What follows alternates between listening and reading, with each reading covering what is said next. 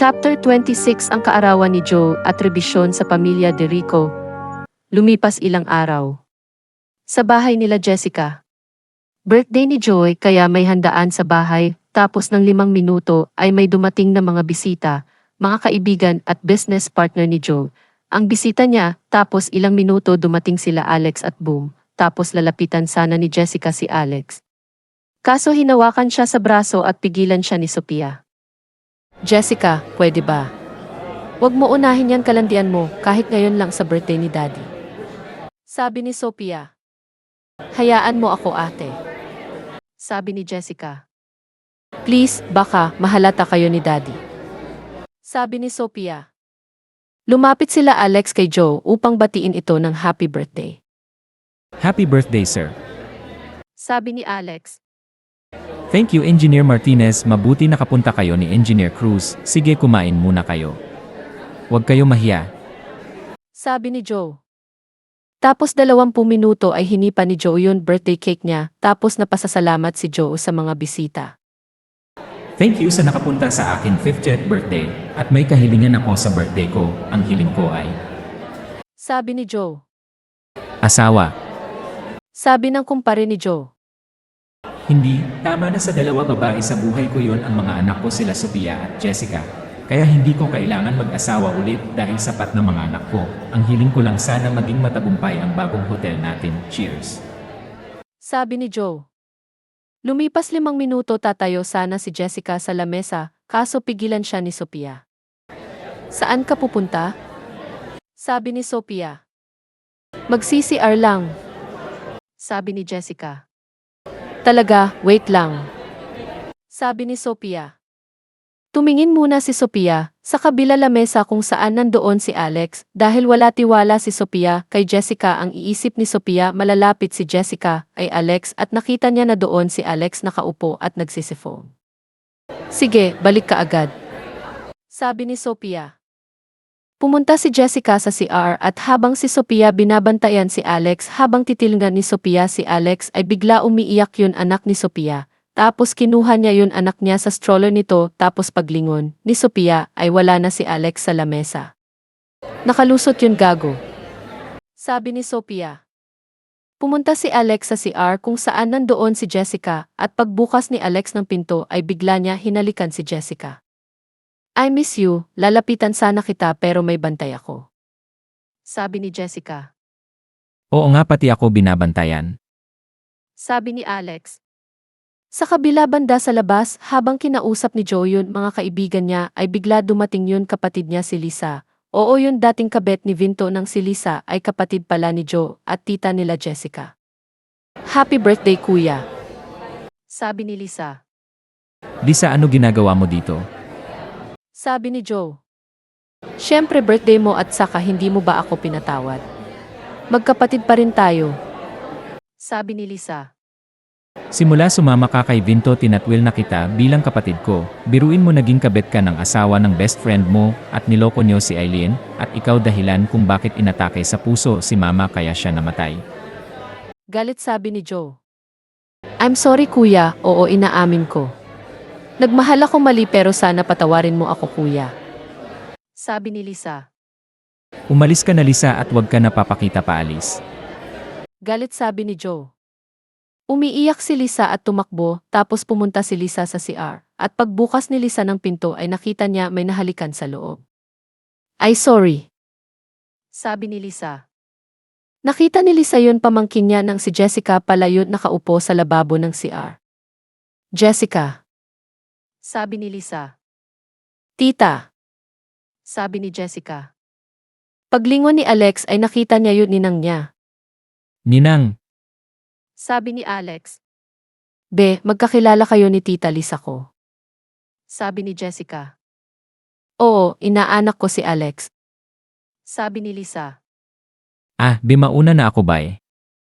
Sabi ni Alex. Lumabas na si Alex sa CR at naiwan magtita at bumaba si Jessica sa lababo habang inaayos ang damit niya at lumapit sa tita niya. Tita, kamusta ka na? Sabi ni Jessica. Di ako okay, galit na galit pa rin sa akin yung daddy mo dahil sa naging kabet ako. Sabi ni Lisa. Hayaan muna si Daddy, okay? Sabi ni Jessica. Okay, anyway boyfriend mo pala si Alex. Sabi ni Lisa. Oo, tita boyfriend ko siya pero parang pareho tayo sitwasyon. Sabi ni Jessica. Ano ibig mo sabihin? Sabi ni Lisa. Kabit niya ako. Sabi ni Jessica. My God, Jessica, alam mo naman galit na galit sa akin si Kuya Joe dahil sa maging kabit ako. Tapos, Jessica, alam mo ba pinasok mo sa pagiging kabit ni Alex? Sabi ni Lisa. Tita, dapat maintindihan mo ako dahil naging kabit ka naman at saka di pa kasal si Alex. Sabi ni Jessica. Kahit na, Jessica, may sasabihin ako. Sabi ni Lisa. Ano yun, tita? Sabi ni Jessica. Si Alex ay anak ni Vinto, ang lalaki minahal ko, mali. Sabi ni Lisa. Nagulat si Jessica sa nalaman. Kinabukasan sa office habang inaayos nila Alex at Boom yun miniature ay itanong ni Boom si Alex. Pare, saan kayo pumunta ni Jessica kagabi? Bakit bigla kayo nawala sa party ni Sir Joe? Sabi ni Boom. Umuwi na ako pare, si Jessica kasama niya yung tita niya. Sabi ni Alex. O parang may problema ka. Sabi ni Boom. Ang liit ng mundo talaga, biruin mo yung tita ni Jessica ay kabet ni Daddy. Sabi ni Alex. So, ibig mo sabihin yung tita ni Jessica ay kabet ng daddy mo? Sabi ni Boom. Oo. Sabi ni Alex. So, sasabihin mo ba kay Jessica tungkol kanila Tito Vinto? Sabi ni Boom. Di ko alam kung dapat ko sabihin kay Jessica about doon. Sabi ni Alex. Kung ako sa'yo, wag na, tutal labas naman kayo ni Jessica. Sabi ni Boom. Sa kabila banda sa mall habang naglalakad sila Ira at Jane ay nakita nila si Jerome, may kasama ibang babae sa restaurant sa loob ng mall. Tapos lumapit si Ira kanila Jerome. Sweetie, ano ginagawa mo dito? Sabi ni Jerome. Sabay tumayo si Jerome sa upuan ng lamesa at lumapit kay Ira. Ako dapat magsabi yan, ano ginagawa mo dito? At sa kasino yan? Sabi ni Ira. Ah, kaibigan ko si Hana. Sabi ni Jerome. Baby, ano kaibigan, di ba girlfriend mo ako? Sabi ng girl. Sweetie, let me explain. Sabi ni Jerome.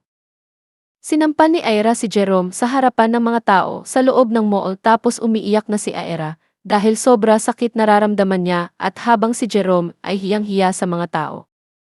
Explain, Jerome naman pinatawad kita sa pambabae mo dahil sinabi mo di mo na ulitin tapos ano yan? Umiiyak sabi ni Ira. I'm sorry, Era. Sabi ni Jerome. Tumakbo si Ira habang umiiyak at sumunod si Jane kay Ira. Lumipas ilang oras sa bar na inuman sila Alex at Jessica. Be, may sasabihin ako. Sabi ni Alex. Kung tungkol sa nakaraan ng tita ko at daddy mo alam ko na yan. Sabi ni Jessica. Paano mo nalaman? Sabi ni Alex. Sinabi sa akin ni tita parang pakiramdam ko pareho tayo sa kanila. Sabi ni Jessica. Hinawakan ni Alex yung kamay ni Jessica. Hindi. Magkaiba tayo, yung daddy ko kasal na noon nakarelasyon niya yung tita mo. Ako di pa kasal so magkaiba tayo, okay? Sabi ni Alex. Bigla nagyaya si Jessica magsayaw. Tara be, magsayaw tayo. Sabi ni Jessica. Wag na, ikaw na lang kung gusto mo magsayaw. Sabi ni Alex. Sige na, be please. Sabi ni Jessica. Okay. Sabi ni Alex. Nagsayaw sila sa dance floor ng bar pero ang di alam ni Alex na doon din sa bar sila Jane at Ira na inuman habang umiiyak at umiinom si Ira ng beer ay pinapatahan siya ni Jane. Tahan na Ira, wag mo sayangin luha mo para kay Jerome. Sabi ni Jane. Hayop siya pagkatapos ko bigay sa kanya ito katawan ko ginawa niya pamambabae. Ano kulang sa akin? Umiiyak sabi ni Ira.